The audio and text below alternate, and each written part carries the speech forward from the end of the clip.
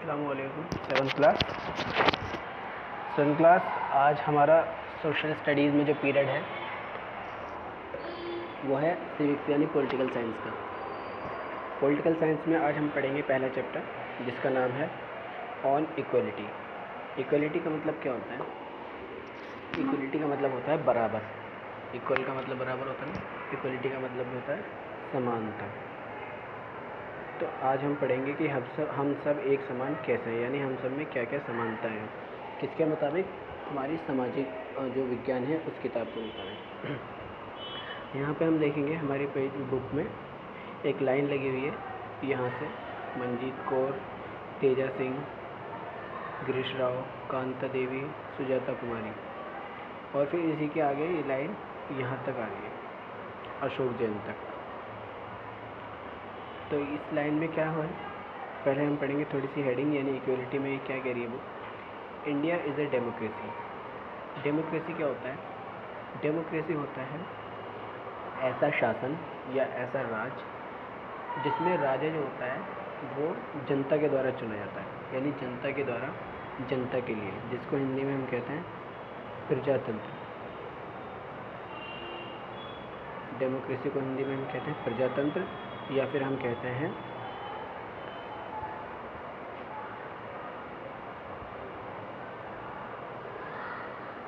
लोकशाही, या फिर हम कहते हैं गणतंत्र। किसी तरह कुछ भी नाम आप दे सकते हैं, प्रजातंत्र, गणतंत्र, लोक शासन, कुछ भी कह सकते हैं आप इसे। बेसिकली इसका मतलब होता है ऐसा शासन जिसमें जनता को ही ये अधिकार होता है कि वो अपने जो शासन करने वाले हैं उनको चुने। तो ये स्टोरी बोर्ड दिया हुआ है यहाँ पे। स्टोरी बोर्ड क्या है ये? इसमें सुजाता और इसकी एक फ्रेंड है, वो बात कर रही है आपस में। क्या कर रही है? Isn't it good Sujata that we can all vote as equal citizens of our country, even Jain साहब इज़ विद अस। तो सुजाता कहती है हाँ। ये पहले पढ़ेंगे क्या कह रही है। India is a democracy country. In the class 6th book we look at the key elements of democratic government. These includes people's participation, the resolution of conflict, and equality and justice. Equality is a key feature of democracy and influence as aspects of its functioning. In this chapter, you will read more about equality, what it is, why it is important in a democracy, and whether or not everyone is equal in India. Let's begin by looking at कांता's story. तो इसमें यही बताया गया है कि equality क्या है, कैसे काम करती है, इंडिया में इक्वलिटी हमारे संविधान में किस तरह का फीचर है, उसका क्या मतलब है। तो आगे चल के हम इसी स्टोरी को पढ़ेंगे। तो यहाँ पे सुजाता की स्टोरी कहती है, सुजाता की फ्रेंड कहती है कि सुजाता हम सब एक लाइन में खड़े हुए हैं, तो इसका मतलब हम सब बराबर हैं। फिर नेक्स्ट क्या होता है? गो on Kanta, it's your turn now. मतलब सुजाता की फ्रेंड से कहती है कांता तुम्हारी बारी है, जाओ और अपना वोट देकर आओ। I will vote for the candidate who has promised to bring pipe water to our area. तो कांता की फ्रेंड क्या कहती है वोट डालते वक्त? मैं उसी इंसान को वोट दूंगी जिसने ये वादा किया था कि वो हमारे एरिया में पानी की पाइपलाइन लाएगा। नेक्स्ट हम चलते हैं। उसके बाद क्या होता है कि we will see you Kanta later. Kanta, yes नमस्ते साहब। Gudiya has been running fever and I have to take her to the hospital, but I will have to finish the work at Sahib's house first and ask for some advance. Here have some of this, you will feel better, and when I get back in the evening we will go to the hospital. It's no wonder that Gudiya falls ill often. The basti is never clean. यानी जो सुजाता की लड़की होती है वो बीमार होती है उसके घर पे, तो सुजाता उसके लिए दवाई लेकर आती है। सुजाता की लड़की बीमार क्यों होती है? क्योंकि वहाँ की बस्ती बहुत ख़राब होती है, गंदी होती है। तो सुजाता अब काम कर रही है अपनी मेम साहब के यहाँ। Make sure to do the corners properly, has your advance Kanta, but don't make it habit. No बेटा, यानी सुजाता वहाँ पे काम कर रही है जैन मैडम के यहाँ, और वो उनसे एडवांस लेकर आती है। तो यहाँ पे हमें दिखाया गया है इक्वल राइट टू वोट, यानी कि वोट देने का अधिकार। इसमें क्या है, the story about begins with Kanta standing in line to cast her vote. Look at the various people who are standing in with her. Kanta recognized her employer, Ashok Jain and Chote Lal, her neighbor. In a democratic country like India, all adults, irrespective of what religion they belong to, how much education they have had, what caste they are, or whether they are rich or poor, are allowed to vote. This is, as you have already in class 6 book, is called universal adult franchise and is an essential aspect of democracy. The idea of universal adult franchise is based on the idea of equality because it states that every adult in a country, irrespective of their wealth and the communities he/she belong to, has one vote. Kanta is excited to vote and happy that she is equal to others because each of them has one vote. यानी इसमें क्या दिखाया गया है, इसमें ये बताया गया है कि जितने भी हिंदुस्तान के अंदर या भारत के अंदर 18 साल से ऊपर के लोग हैं, उन सभी को वोट देने का अधिकार प्राप्त है, और इसको कहते हैं हम यूनिवर्सल एडल्ट फ्रेंचाइज, यानी सार्वभौमिक वयस्क मताधिकार।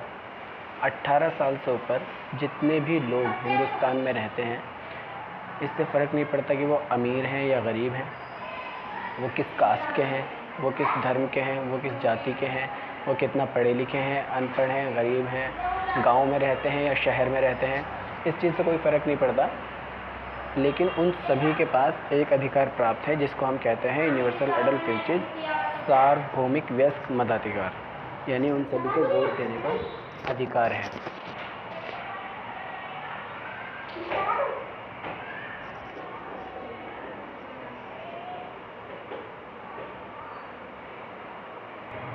तो हमें यहाँ ये बताया गया कि इंडिया जैसे डेमोक्रेटिक कंट्री में जितने भी लोग 18 साल से ऊपर होते हैं, उन सभी को अपना वोट कास्ट करने का, यानी वोट देने का अधिकार होता है। But as her days go on, Kanta become less certain about what this equality really means. लेकिन जब ये वोट देने का दिन चला जाता है, फिर से ये इक्वलिटी यानी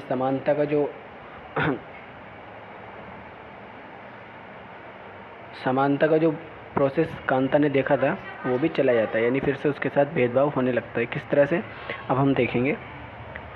यहाँ पे कांता आई हुई है अस्पताल में, सरकारी अस्पताल में, और उसको लाइन में लगना पड़ रहा है क्योंकि उसकी बच्ची की तबीयत ख़राब है।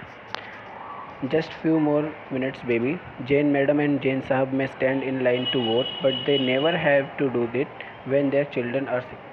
यानी कि कांता अपने मन में सोचती है कि जैन मैम और जैन साहब, यानी कि जिसके यहाँ वो काम करती है, भले ही उसके साथ लाइन में खड़े होते हैं वोट देने के लिए, लेकिन जब वो किसी अस्पताल वगैरह में जाते हैं तो वो कभी लाइन में नहीं खड़े होते, क्योंकि वो प्राइवेट अस्पताल में जाते हैं बिकॉज़ वो अमीर हैं, और कांता को सरकारी अस्पताल में जाना पड़ता है क्योंकि वो गरीब। What is that makes Kanta unsure? Let's take a look at the day in her life. She lives in a slum and has a drain behind her house. Her daughter is sick, but she cannot take the day off because she needs to borrow money from her employers to take her child to the doctor. Her job as a domestic help tires her out, and finally she ends her day by again standing in a long line. This line in front of the government hospital is unlike the one in the morning because most of people standing in it are poor. यानी यहाँ पे ये बताया गया हमें, कांता जो एक दिन पहले वोट देने की लाइन में खड़ी हुई थी, ये सुबह की लाइन में खड़ी हुई थी जहाँ पर सब लोग बराबर थे, अमीर गरीब थे, वो सब एक लाइन में खड़े हुए थे। लेकिन शाम को जब कांता जाती है सरकारी अस्पताल में, क्योंकि वो इतनी अमीर नहीं है कि वो अपनी बेटी का इलाज प्राइवेट हॉस्पिटल में करवा सकती है, तो शाम को जब वो गवर्नमेंट हॉस्पिटल में जाती है इलाज करवाने, तो उसे वहाँ भी लाइन में लगना पड़ता है। लेकिन वहाँ की लाइन सुबह की लाइन से थोड़ी डिफरेंट होती है। कैसे? शाम की लाइन में जब वो लगती है गवर्नमेंट हॉस्पिटल में, तो वहाँ पे ज़्यादातर लोग गरीब होते हैं।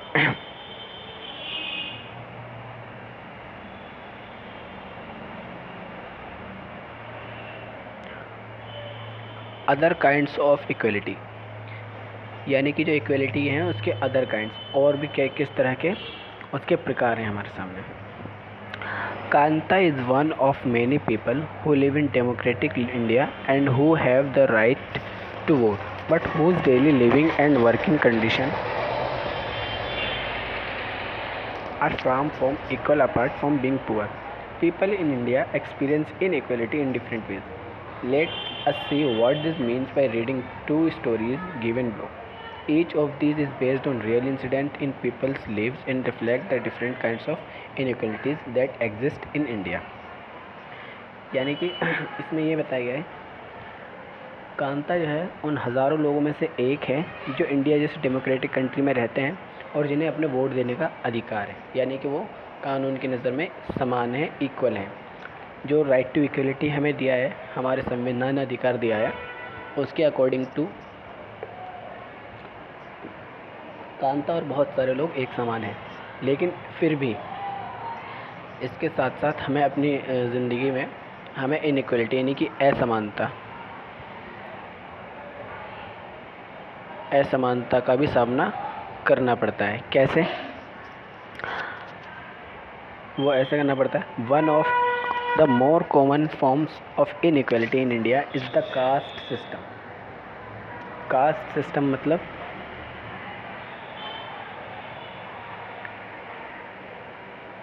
जातिवाद, यानी भारत में जो जातिवाद है उसके ऊपर सबसे ज़्यादा असमानता होती है। दूसरा है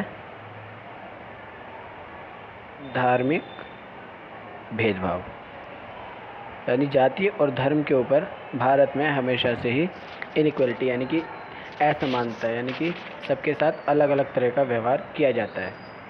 आगे हम पढ़ेंगे कैसे। If you live in rural India your caste identity is something that you probably learn और experience very young. If you live in urban India some of you might think that people no longer believe in caste, but just look at the three matrimonials shown from a leading English newspaper and you will see how important the issue of caste continue to be in the minds of highly educated urban Indians। यानी इसमें ये बताया गया कि शहर हो या गांव हो, हम सभी के माइंड में कहीं ना कहीं कास्ट सिस्टम एग्जिस्ट करता है, यानी कास्ट सिस्टम हमारे माइंड में होता है। यानी अगर हम गांव में रहते हैं तो हमें बहुत छोटे पे ही पता चल जाता है कि हमारी जाति क्या है, या फिर जातिवाद हमारे सिस्टम में कैसे काम करता है, हमारी सोसाइटी में किस तरह से वर्क करता है। वहाँ पे सभी को जाति, गांव में सभी को पहले पता चल जाती है, शहर में थोड़ा सा बाद में पता चलता है। जैसे कि हम देखेंगे कुछ न्यूज़पेपर की कटिंग है ये, और ये इंग्लिश न्यूज़पेपर, यानी वेल एजुकेटेड जो लोग, हाई क्लास जो लोग होते हैं, जो अर्बन सोसाइटी में रहते हैं, उन्हें किस तरह से ये कास्ट सिस्टम इफ़ेक्टिव करता है हम देखेंगे यहाँ पे।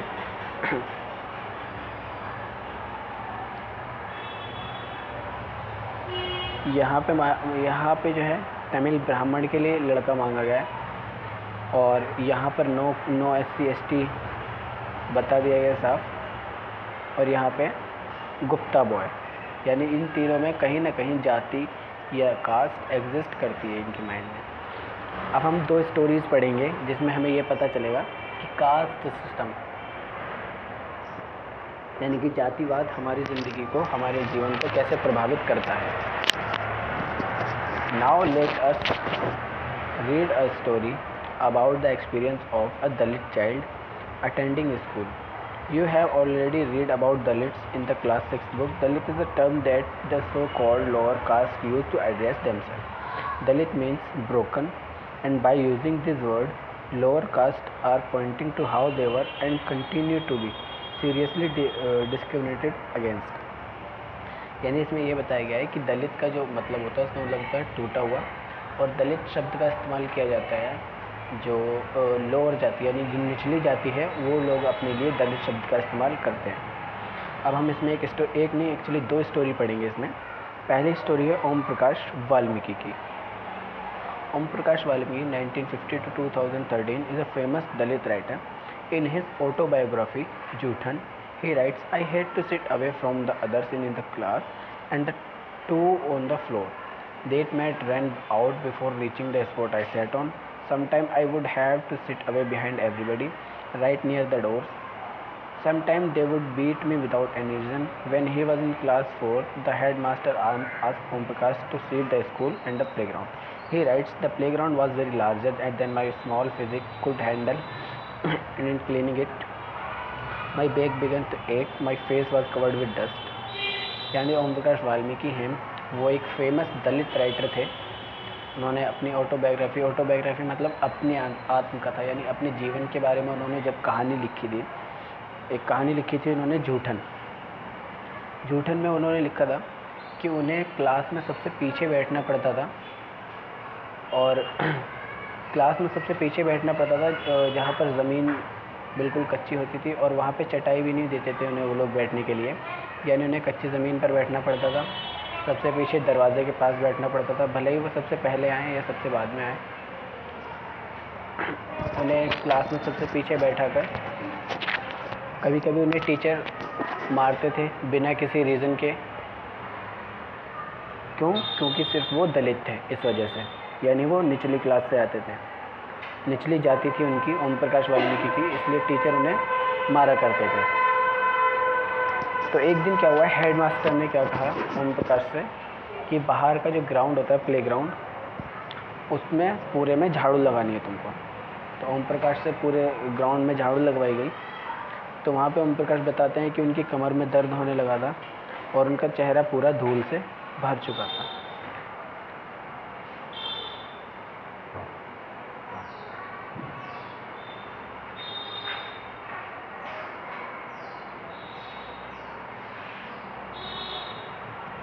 इसके बाद क्या होता है,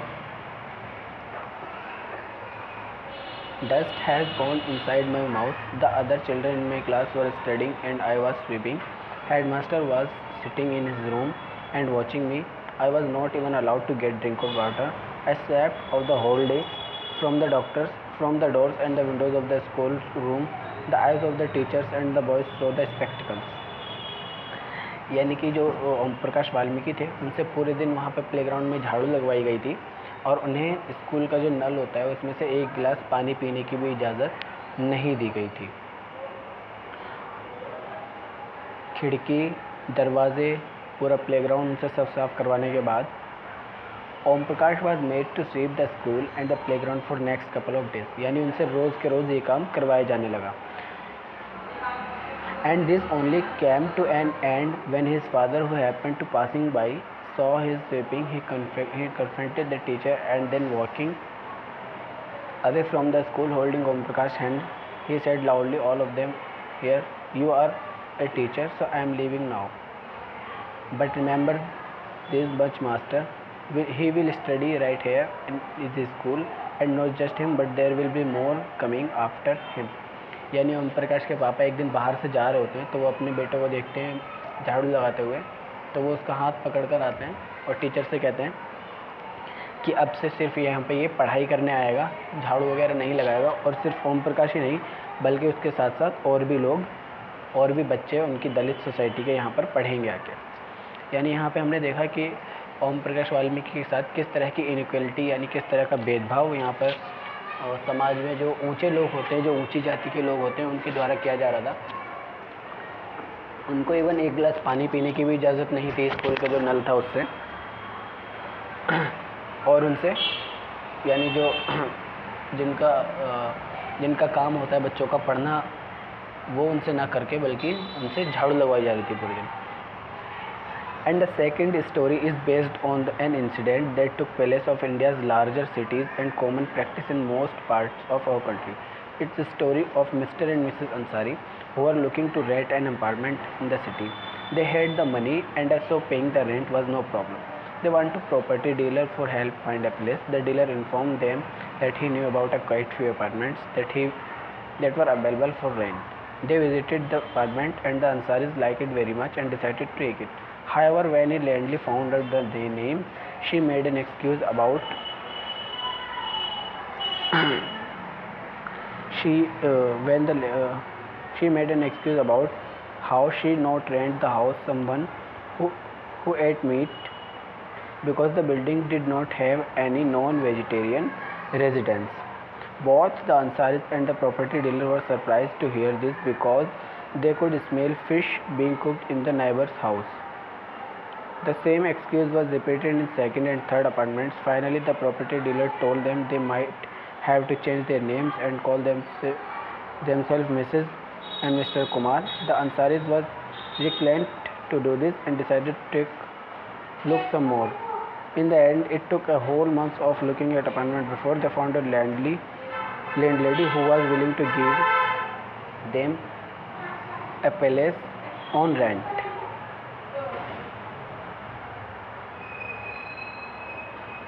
तो दूसरी स्टोरी में क्या बताया गया हमें? पहली स्टोरी में तो हमें ओम प्रकाश वाल्मीकि की ऑटोबायोग्राफी के द्वारा ये बताया गया कि दलित होने के कारण उसके साथ किस तरह का भेदभाव किया जाता था। दूसरी स्टोरी में हमें ये बताया गया कि मिस्टर और मिसेस अंसारी जो अपने लिए एक अपार्टमेंट ढूंढ रहे थे, अपने लिए एक कमरा ढूंढ रहे थे किराए पे एक हाई सोसाइटी में। तो उन्होंने एक डीलर से, प्रॉपर्टी डीलर से इसके लिए कांटेक्ट किया। प्रॉपर्टी डीलर उनको एक जगह ले गया था कमरा दिखाने के लिए, और मिसेस और मिस्टर अंसारी के पास पैसे भी थे और उन्हें वो जगह पसंद भी आ गई थी। लेकिन जब वहाँ की लैंड लेडी ने, यानी वहाँ की मकान मालकिन ने उनका नाम सुना कि वो मुस्लिम है, तो उन्होंने कमरा किराए पे देने से मना कर दिया। और उन्होंने क्या एक्सक्यूज़ बनाया कि हम किसी नॉन वेजिटेरियन को यहाँ पर रेंट नहीं दे सकते, जबकि उनके बराबर से ही मछली के पकने की खुशबू आ रही थी। यानी वही लैंड लेडी झूठ बोल रही थी जस्ट बिकॉज कि मिस्टर और मिसेस अंसारी मुस्लिम थे, इसलिए उन्होंने कमरा रेंट पर नहीं दिया। और इसी के साथ साथ 2-3 जगह उन्होंने और ट्राई किया मिस्टर और मिसेस अंसारी ने, वहाँ पर भी उन्हें कमरा नहीं मिला जस्ट बिकॉज कि वो मुस्लिम थे। उसके बाद जो प्रॉपर्टी डीलर था उसने सजेस्ट किया कि आप अपना नाम चेंज करके मिस्टर और मिसेस कुमार कर लें, बट उन्होंने ऐसा करने से मना कर दिया।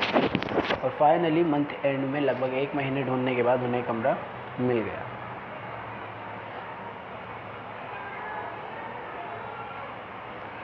Recognising dignity. डिग्निटी का मतलब क्या होता है?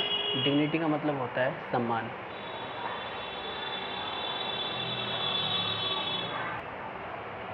यानी जो हमारा सम्मान है वो किस तरह से वर्क करता है, अपने सम्मान को किस तरह से हम पहचानते हैं।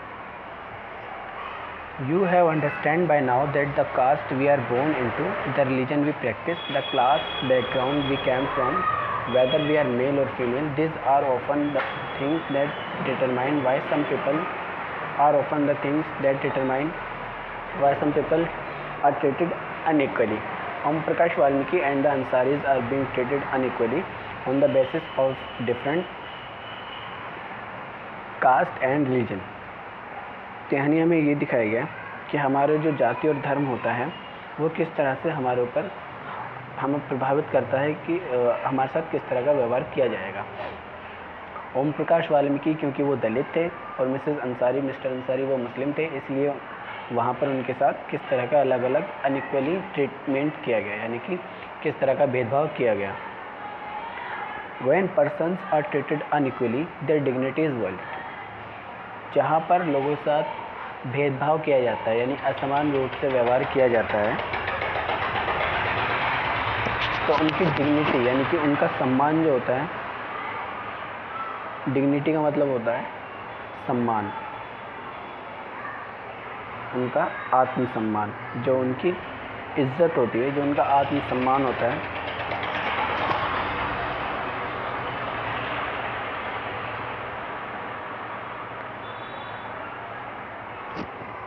उसको वो किस तरह से टूट जाता है, उसकी किस तरह से हानि होती है, यानी कि किस तरह से किसी की इज्जत किसी को बुरा लगता है। जब हम किसी के साथ अनइक्वली व्यवहार करते हैं, यानी कि असमान रूप से व्यवहार करते हैं, तो उनकी डिग्निटी किस तरह से हर्ट होती है। यहाँ पे हम पढ़ेंगे the dignity of both Om Prakash Valmiki and the Ansaris was violated because of the way in which they were treated. By picking on him, making him sweep on the school because of his caste, Om Prakash Valmiki's classmates and teachers hurt his dignity badly and made him feel as if he was less than equal to all other students in the school. Being a child, Om Prakash Valmiki could do very little about the situation that he was in. It was his father who, on seeing him sweep, felt angry by this unequal treatment and confronted the teacher. The Ansari's dignities were also hurt when persons refused to leave their apartment to them. However, When the property dealer suggested that they change their name, it was their dignity or self-respect that made them refuse this suggestion. यानी ओम प्रकाश वाल्मीकि से जब कहा गया कि वो झाड़ू लगाएं, एक बच्चे की जो आत्मसम्मान है उसको हर्ट, उसके चोट पहुंची थी, उसकी इज्जत को चोट पहुंची थी। और जब अंसारीज़ के साथ ऐसा व्यवहार किया गया कि वो अपना नाम चेंज कर लें क्योंकि कोई भी उन्हें अपार्टमेंट रेंट पर देने के लिए तैयार नहीं था, तो मिस्टर और मिसेस अंसारी की भी डिग्निटी हर्ट हुई थी, यानी उनके सम्मान को चोट पहुंची थी।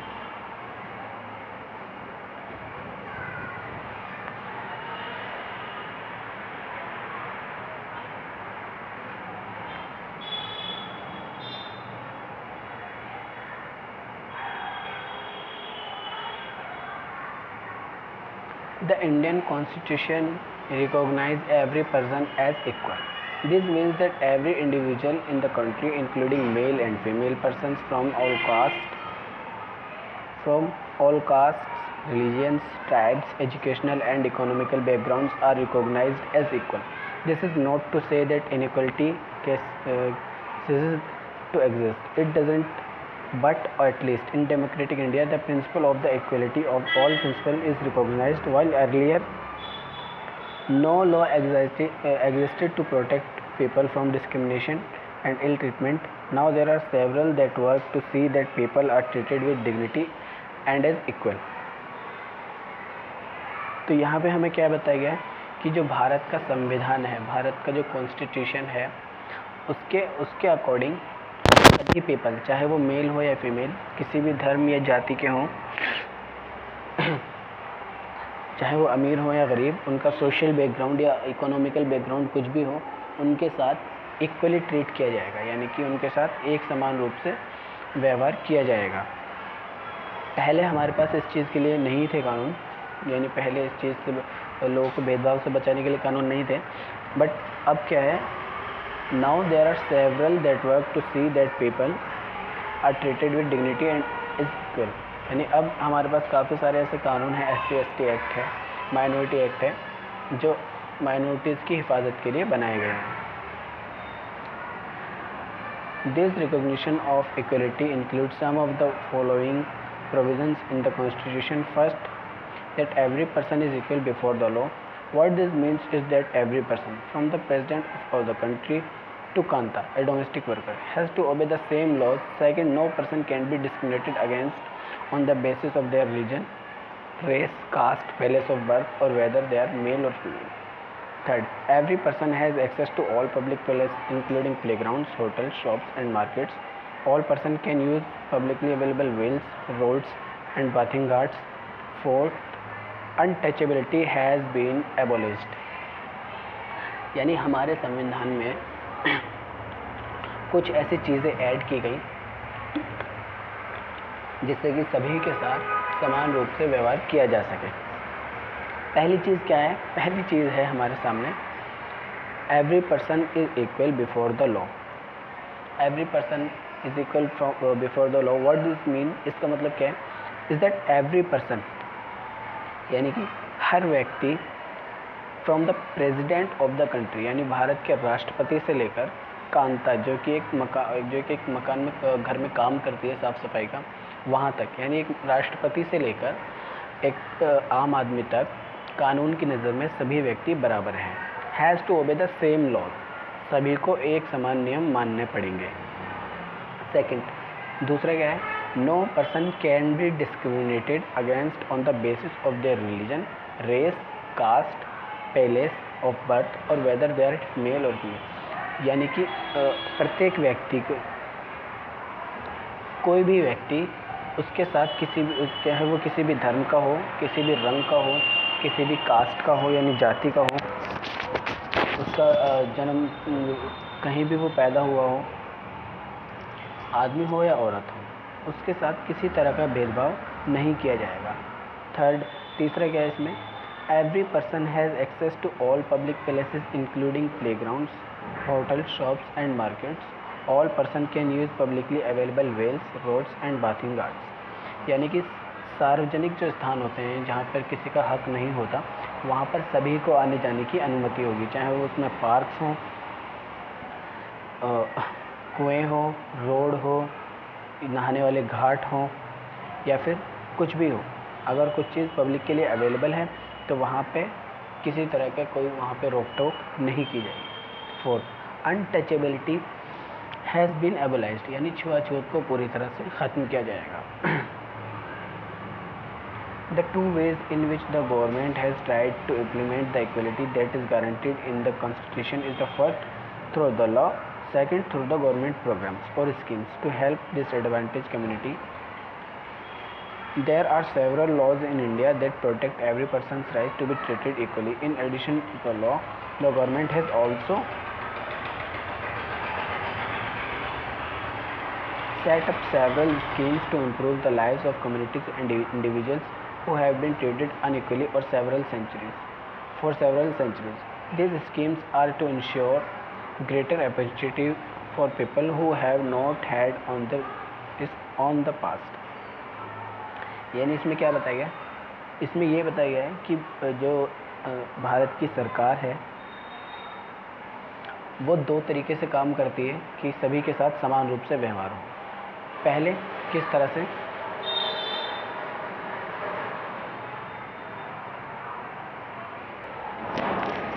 तो हमें ये पता चलता है कि जो गवर्नमेंट है हमारी, तो गवर्नमेंट हमारी किस तरह से ट्राई करती है। तो जो गवर्नमेंट है हमारी, तो हमारी गवर्नमेंट क्या करती है, दो तरीके से इसके लिए प्रयास करती है। एक तो कानून बनाकर नए नए और दूसरी योजनाएं बनाकर।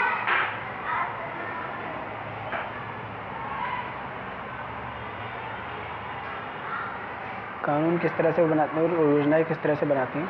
कानून जैसे कि SC/ST एक्ट बनाकर या माइनॉरिटीज़ एक्ट बनाकर,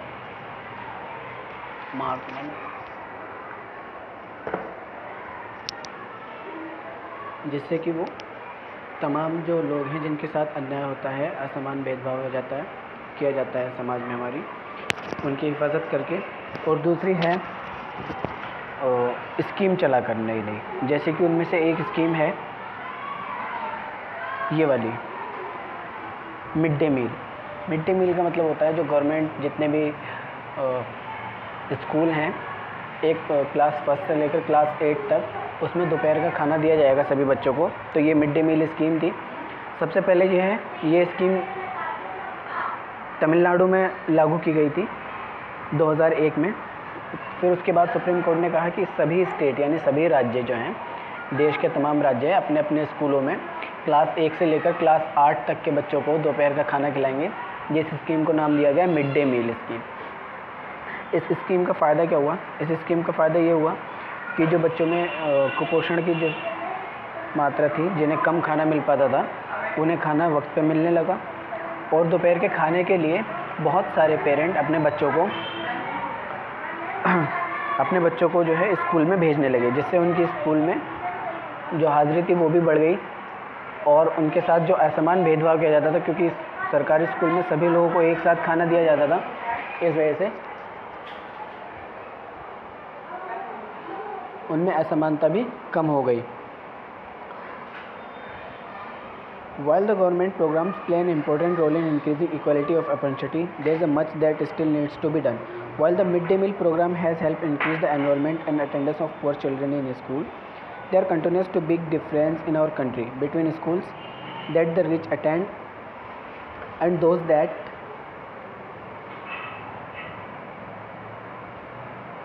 the poor attend. Even today, there are several schools in the country in which Dalit children like Om Prakash Valmiki are discriminated against and are treated unequally. These children are forced into unequal situation in which their dignity is not respected. This is because people refuse to think of them as equal, even though the law requires it.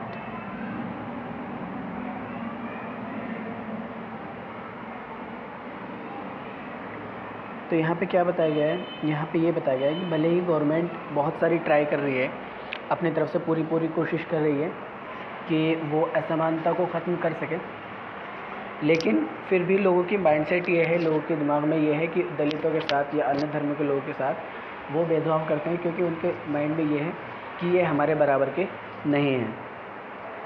One of the main reason for this is that attitude change very slowly even though person are aware that discrimination against the law. They continue to treat people unequally on the basis of their caste, religion, disability, economic status, and because they are women. It is only when people begin to believe that no one is inferior and that every person deserves to be treated with dignity that present attitude can change. Stabilizing equality in democratic society is a continuous struggle, and no one individual as well as various communities in India contribute to, and you will read more about this in this book. तो इसमें क्या बताया गया कि लोगों का जो behaviour है वो बहुत धीरे धीरे चेंज होता है, और हालांकि उन्हें ये बात पता है कि ये कानून के ख़िलाफ़ है सारी बात, किसी के साथ असमान भेदभाव करना, बट फिर भी वो इससे बाज नहीं आते हैं, वो इसे करते हैं क्योंकि वो ख़ुद को कानून से ऊपर समझते हैं। तो ये एटीट्यूड चेंज नहीं हो रहा है, धीरे धीरे इसमें वक्त लगेगा। Issue of equality in other democracies. अब भारत के साथ साथ और अलग जगह पर और अलग कंट्रीज़ में डेमोक्रेसीज के साथ क्या क्या समस्याएं हैं या जो असमानता किस तरह की हमें देखने को मिलती है बाहर की कंट्री में, भारत के अलावा। तो इसमें ये दिखाया गया है, इसमें इस पैराग्राफ में ये बताया गया है कि you are probably wondering whether India is the only democratic country in which there is inequality and where is the struggle for equality continues to exist. The truth is that in many democratic countries around the world, the issue of equality continues to be the key issue around which communities struggle. So for an example, in the United States of America, the African Americans whose ancestors were the slaves who were brought from Africa continue to describe their lives today as largely unequal. This despite the fact that there was a movement in the late 1950s to push for equal rights for African Americans.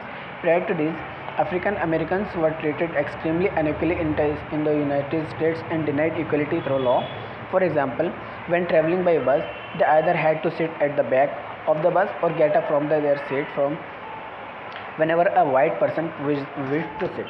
इसमें हमें ये बताया गया है कि जब भारत के अलावा और जो देश हैं लाइक यूएसए यानी कि अमेरिका जो है, उसमें किस तरह का भेदभाव किया जाता है, उसमें भेदभाव किया जाता है अफ्रीकन अमेरिकन्स के साथ, यानी कि जिनके पूर्वजों को ग़ुलाम बनाकर अफ्रीका से अमेरिका में लाया गया था और काले रंग के होने की वजह से उनके साथ भेदभाव किया जाता था।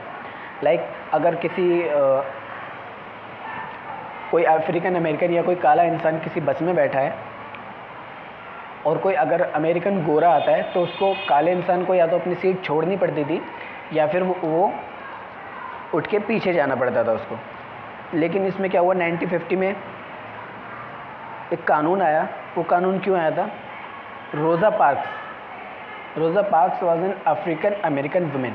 रोज़ा पार्क्स नाम की एक महिला थी जिसके पूर्वज अफ्रीकन ही थे और वो भी काली थी। Tired from a long day at work, she refused to give up her seat on a bus to white man on December 1955।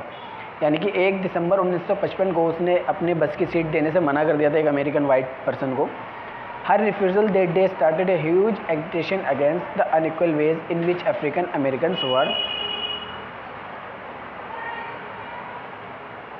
treated and which came to be known as the Civil Rights Movement। 1955 में जब इस महिला ने अपनी seat देने से मना कर दिया था तो इसके बाद क्या हुआ, फिर अफ्रीकन अमेरिकन्स ने अपने लिए धीरे धीरे लड़ना शुरू करा। अपने ख़िलाफ़ हो रहे भेदभाव के लिए उन्होंने लड़ना शुरू करा। उसके बाद 1964 में यूएसए में एक एक्ट पास हुआ, यानी कि एक कानून बना जिसका नाम था सिविल राइट्स मूवमेंट। इस कानून के अंदर क्या कहा गया, the civil rights act 1964 prohibited discrimination on the basis of race, religion और नेशनल ओरिजिन। यानी कि इस कानून के अंदर 1964 में जो अमेरिका में कानून बना, इसमें बताया गया किसी से भी उसके कलर को लेकर, यानी वो गोरा है या काला है, उसके धर्म को लेकर या फिर वो कहाँ पैदा हुआ है, किस देश में पैदा हुआ है, इस चीज़ को लेकर कोई भी भेदभाव नहीं किया जाएगा। It also stated that all schools would be open to African American children and that they would no longer have to attend separate schools, especially set up for them। यानी कि इस एक्ट से पास होने से पहले 1964 से पहले अफ्रीकन अमेरिकन के लिए अलग स्कूल हुआ करते थे जिसमें सिर्फ अफ्रीकन अमेरिकन ही पढ़ा करते थे। लेकिन इस एक्ट के बाद क्या हुआ, अफ्रीकन अमेरिकन को सभी स्कूल के लिए अलाउ कर दिया गया, यानी उन्हें सभी स्कूल में परमिशन दे दी गई जाने की। इसके बाद क्या हुआ, however despite this a majority of African Americans continues to be among the poorest in the country. Most African American children can only afford to attend government schools that they have fewer facilities and poorly qualified teachers as compared to white students who either go to private schools or live in areas where the government schools are highly rated as private schools.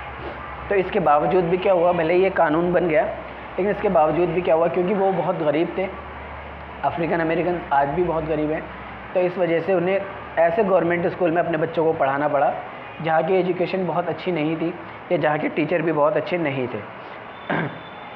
वो ऐसे area में रहते थे जहाँ पर government school अच्छे कोई ख़ास हाल में नहीं होते थे, और अमीरों के बच्चे जो होते थे, वो वाइट अमेरिकन्स के जो बच्चे होते थे, उनके गवर्नमेंट स्कूल, अलग एरिया के गवर्नमेंट स्कूल, वो अच्छे फैसिलिटीज़ के साथ होते थे और वहाँ पे टीचर्स भी अच्छे होते थे। तो ये चैप्टर हमारा ख़त्म हो चुका है, थोड़ा सा रह गया है बस। एक तो इसमें आर्टिकल 15 मेन है, ये इसमें क्या बताया गया है, except from article 15 of the Indian constitution. Article 15 में क्या बताया गया है, the state shall not discriminate against any citizen on the ground only of religion, race, caste, sex, place of birth और एनी ऑफ देम। यानी कोई भी सरकार, कोई भी राज्य किसी भी व्यक्ति से सिर्फ उसके धर्म, उसकी जाति, उसके रंग, उसके जेंडर को लेकर भेदभाव नहीं करेगा। No citizen shall on grounds only of religion, race, caste, sex, place of birth और any of them be subject of any disability, liability, restriction और condition with regard to access to shop, public restaurant, hotels and place of public entertainment, the use of wells, tanks, bathing ghats, roads and place of public resorts maintained wholly or partly out of state funds or dedicated to the use of general public। यानी इसमें article 15 में यही बताया गया है कि एक तो सरकार किसी भी व्यक्ति से भेदभाव नहीं करेगी सिर्फ उसके धर्म, जाति या रंग को लेकर, और कोई भी नागरिक किसी से भी भेदभाव नहीं करेगा। और सारी सार्वजनिक स्थान जो हैं, जैसे कि यहाँ पे जो नाम दिए गए हैं, यहाँ पे भी किसी के साथ कोई भेदभाव नहीं किया जाएगा, सबको आने जाने की जो है परमिशन दी जाएगी। तो ये चैप्टर आपका ख़त्म हो चुका है। चैप्टर को एक बार वीडियो को देख लेंगे, इसके क्वेश्चन आंसर हम करेंगे बाद में। ओके।